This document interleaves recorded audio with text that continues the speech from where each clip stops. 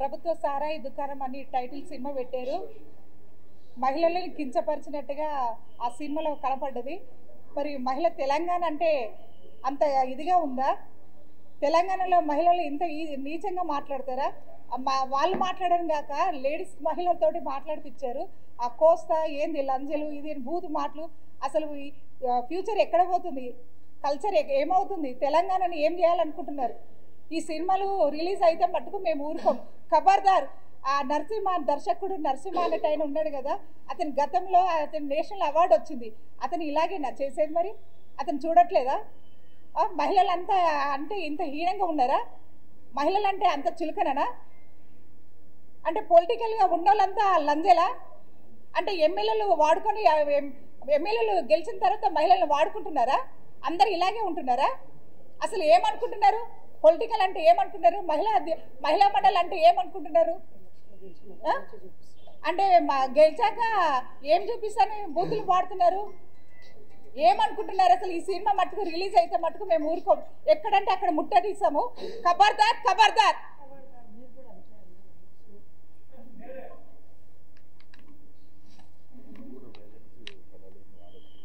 లేదు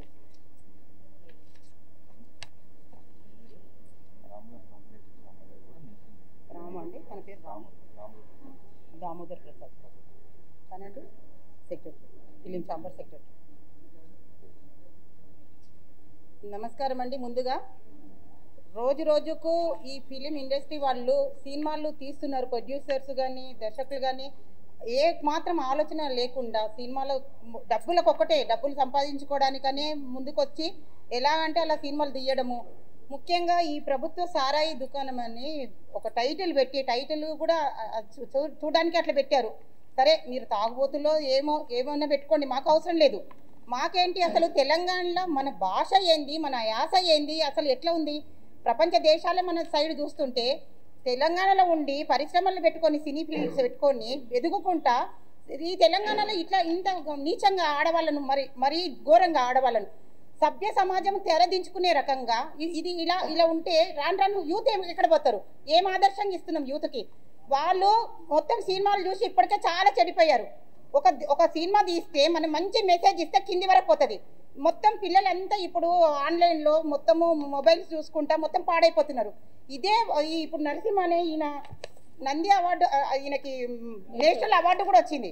national award వచ్చిందంటే ఆయన చూసి ఇంకా చాలా మంచి సినిమాలు తీయమని ఇవ్వడమే కానీ ఇట్లా నువ్వు చెత్త సినిమాలు తీసి సమాజంకి ఒక గలీజ్గా మెసేజ్ ఇచ్చేసి ఆడవాళ్ళ గురించి నీచంగా మాట్లాడి ఇదంతా చాలా నీచంగా ఉంది. అసలు నిజం చెప్పాలంటే ఇదే నరసింహ గారు కానీ ఈ రైటర్ కానీ ఎవరైనా ఎవరు రాశారో వాళ్ళ ఇంట్లో ఆడవాళ్ళు ఇదే లాంగ్వేజ్ యూజ్ చేస్తే వాళ్ళు భరిస్తారా? సమాజంలో ఎవరైనా భరిస్తారా? ఇప్పుడే ఆడపిల్లలకి రక్షణ లేదు. ఒక కన్ను మూసి తెరిచే లోపే పిల్లలకి ఎక్కడెక్కడ ఏ అవగాహన అయిపోతున్నాయి. అసలు మనకు తెలియదు. తెలిసినవి కొన్ని, తెలియనివి ఎన్నో కొల్లలాగా ఉన్నాయి. కనుక ఆడపిల్లలు బయటికి పోయి ఇట్లా ఈ లాంగ్వేజ్ మాట్లాడి వాళ్ళని బతకనిస్తారు? అసలు మాట్లాడుతుంటే వినడానికి కనీసం అది ట్రావెలింగ్ 2 నిమిషాలు చూడడానికే ప్రాబ్లం కనిపిస్తుంది. వినాలంటేనే చాలా చెత్తగా ఉంది.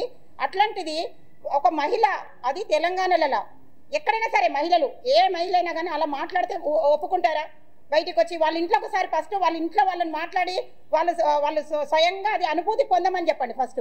కానీ ఇలాంటి సినిమాలు తీసి రోజు రోజుకు ప్రతి ఒక్కరు డబ్బులే సంపాదించాలంటే చాలా రకాలుగా ఉన్నాయి. ఒళ్ళొంచి సంపాదించాలి. ఇట్లా నీచమైనవి పెట్టి ఏదో ఈ 4 మాటలు మనం మాట్లాడినాం కదా, తీసేసినాం కదా, ఆ సినిమా పంపించేసేస్తే ఇంకా డబ్బులు వస్తాయి కదా అనుకునే రకంగానే కానీ సమాజానికి మనం ఒక మేలు చేద్దామని ఏం లేదు. ఒక దేశానికి చేయకుండా పోయింది, ఈ సమాజానికి చేయకుండా ఇంట్లో కూర్చో ఇట్లాంటి సినిమాలు తీయకుండా. అంతేగాని పిచ్చి పిచ్చి సినిమాలు తీసి మహిళలను రెచ్చగొట్టి యూత్ను రెచ్చగొట్టి అంతా రకరకాలుగా అంతా అసలు వల్గర్ అంటే వల్గర్.